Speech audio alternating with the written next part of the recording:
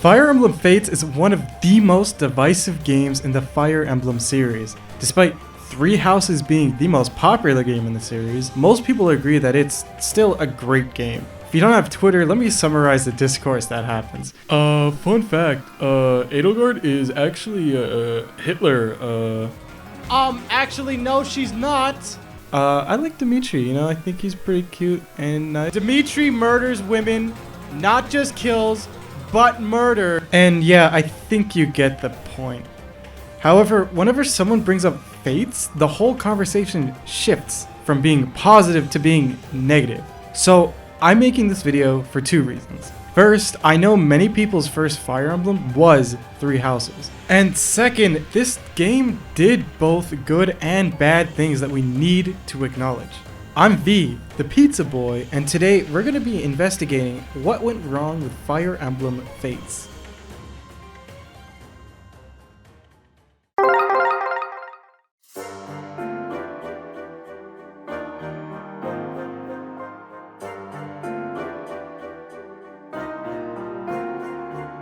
Now, despite what the internet has told you, this game has done some good things. Firstly is that legendary soundtrack. Just like Awakening before it and Three Houses after, almost every map theme has a normal calm version and a roar version. Not only does it transition great into each version, but the roar version of the music keeps the same motifs of the original piece.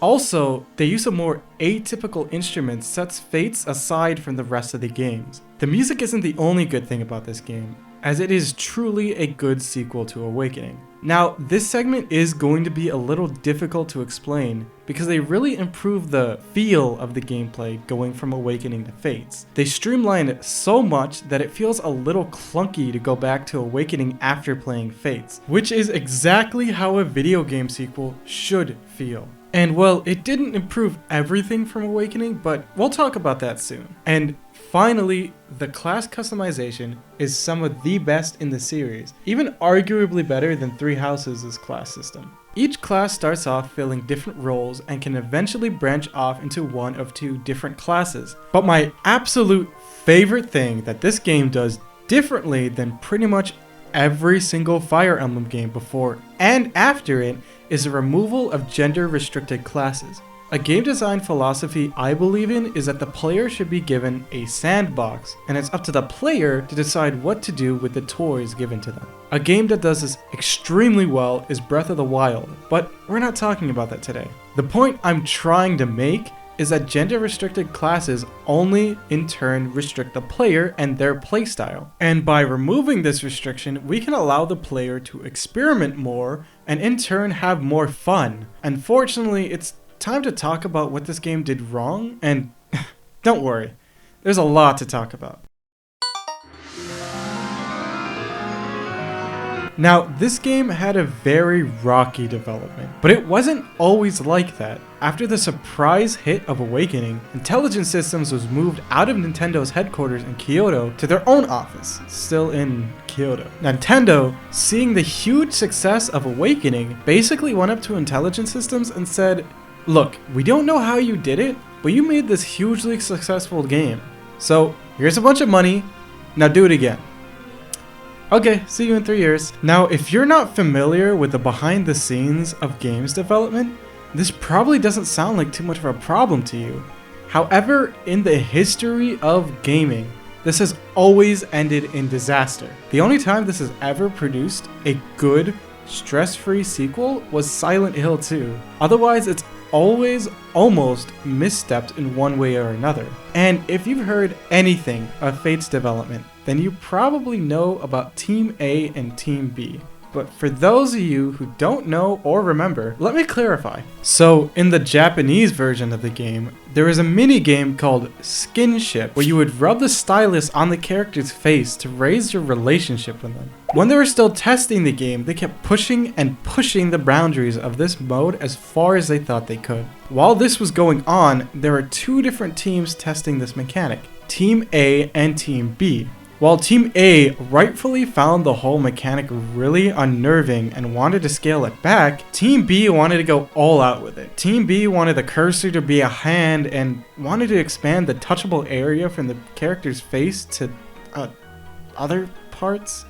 Ugh, I feel so grossed out by the fact that most of these characters are underaged. Eventually, Team A won the arguments and Skinship was removed from the international versions of the game anyway.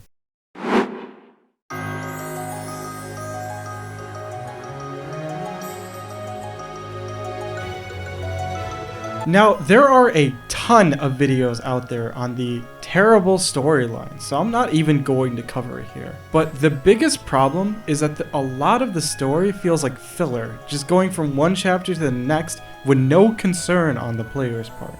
Another big problem with the writing has to be the one-note characters. While Awakening has this problem to some extent, and Three Houses just barely escapes this problem, Fates suffers from it the most. Most, if not all, of the characters can be summarized with a single sentence, with no real backstory to validate these tropes. Felicia is clumsy and drops everything. Mozu is quiet, shy, and lacks self-confidence. Effie likes to eat, and I could go on and on, but I think you get the point. One of the worst characters in the story is actually the protagonist, Corrin. Corrin is a terrible Avatar character because, well, they have too much of a personality. The Avatar unit should have a more blank personality to allow the player to put themselves in the game. Three Houses does this excellently with Byleth. When the player feels actively at odds with the protagonist, then the protagonist is poorly written. But this isn't the case for every game, as sometimes you as the player are meant to be at odds with the protagonist. But I highly doubt this was the intention here.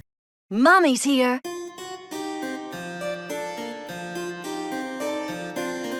Now for arguably the most offensive point against the game, it's fan service. Now, for the sake of the argument, I'm just going to set a definition of fan service in this context, just so I don't confuse anyone. And to determine the definition of fan service, we need to have a little talk about attraction. Look at this character. Are they attractive? Now look at this character. Are they attractive? How about this one? I'm willing to bet that everyone watching this video has a very different reaction while looking at each of the characters, and this is because attraction is subjective. This means that every single person sees something differently as attractive. So, some people saw this person as attractive, some saw this one as attractive, some saw this one as attractive, and some saw a combination of the three attractive, or maybe some saw none of the people as attractive because they don't feel attracted to things in the first place. Don't worry, you guys are valid. Now, what does this have to do with fan service? Took a look at this. Now, you don't have to be attracted to, whatever she's wearing, but you can clearly see what they were going for, because fan service is subjective. As you can see, there's a lot of fan service. My favorite probably has to be the fact that the female cavaliers just don't wear pants. Not that they wear a skirt or a dress or something, no, they just go onto the battlefield in their underwear. I mean, if you really want to see low poly booty, I guess that's something I shouldn't necessarily judge, but it's really something that shouldn't be in a game to begin with. There are also some cut swimsuits, and while the character portraits look really well done, the fan service rears its ugly head here too. The butt of most jokes in this regard has to be Camilla. I mean, just look at her introduction cutscene.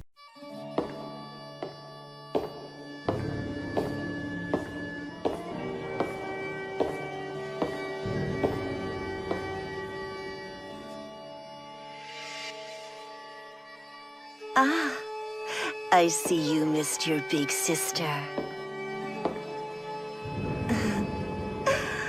You're so cute. The worst part is sees your sister.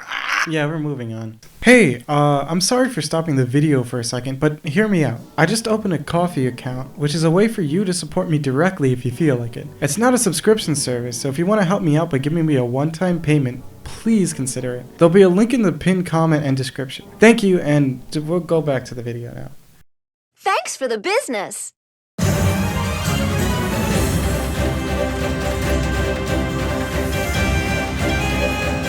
While this isn't necessarily offensive, this is, in my opinion, the worst aspect of this game. This is the only reason why I don't suggest most people play this game anymore, and that's the fact that this game is in 3 different parts and way too expensive. Now, if you didn't know, the biggest gimmick of Fates is that the game is actually 3 different games: Birthright, Conquest, and Revelation, each sold for $40 at launch. If you bought one, you would get a 50% discount on the other 2 paths. But unlike Three Houses, very important story details are included in the other paths, and you need to play the other paths to get a full understanding of the story. So you have to buy each path, which would equal a total of $80. This is more than the typical game, but the game doesn't include the full story. To get that, you have to pay another $5 for the Hidden Truths DLC.